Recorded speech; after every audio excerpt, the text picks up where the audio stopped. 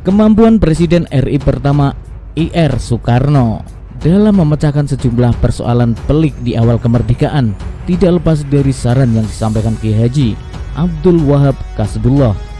Peran itu semakin dominan dalam perjalanan bangsa selanjutnya.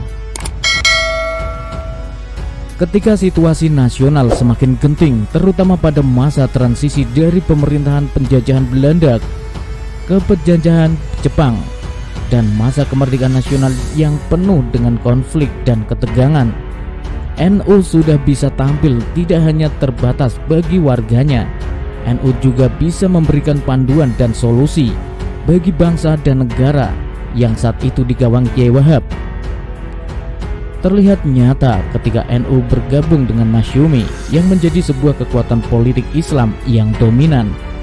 Terlebih lagi ketua NU mulai menjadi partai politik tersendiri yang mampu meraih kekuasaan. Keterlibatan NU dalam dunia politik menjadi semakin mendalam dan semua prestasi ini terjadi berkat kepemimpinan Kiai Wahab yang piawai, tegas tapi luwes.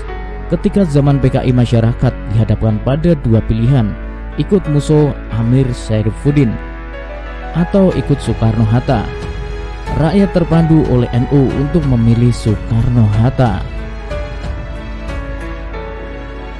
Demikian juga ketika Kartosuwiryo melakukan pemberontakan Darul Islam dengan mengklaim sebagai Amirul Mukminin sebagai tandingan pemerintah RI pimpinan Soekarno. NU di bawah Kiai Wahab menugaskan Kiai Maskur selaku Menteri Agama kala itu untuk mengkoordinasikan para ulama Indonesia mengatasi dualisme ini.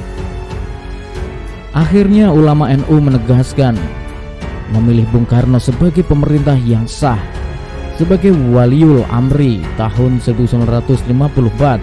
Dengan sejumlah fakta ini sangat beralasan kalau kemudian Mbah Wahab sebagai guru politik Bung Karno. Karena itu sejumlah pemikiran dan gagasan Mbah Wahab akan perlu digali secara serius bagi upaya mengungkap strategi yang dilakukan dalam perjalanan bangsa dan negara ini.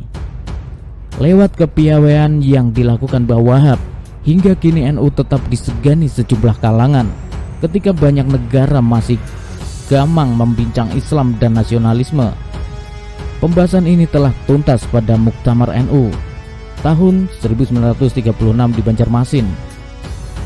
Sekarang negara Timur Tengah banyak belajar kepada Indonesia dalam membicarakan Islam dan nasionalisme, karena ketika melihat negara-negara Islam tersebut yang mengemuka adalah sejumlah gejolak dan konflik, dan lewat kepiawaian Mbah Wahab, persoalan Islam dan nasionalisme di Indonesia menjadi tuntas.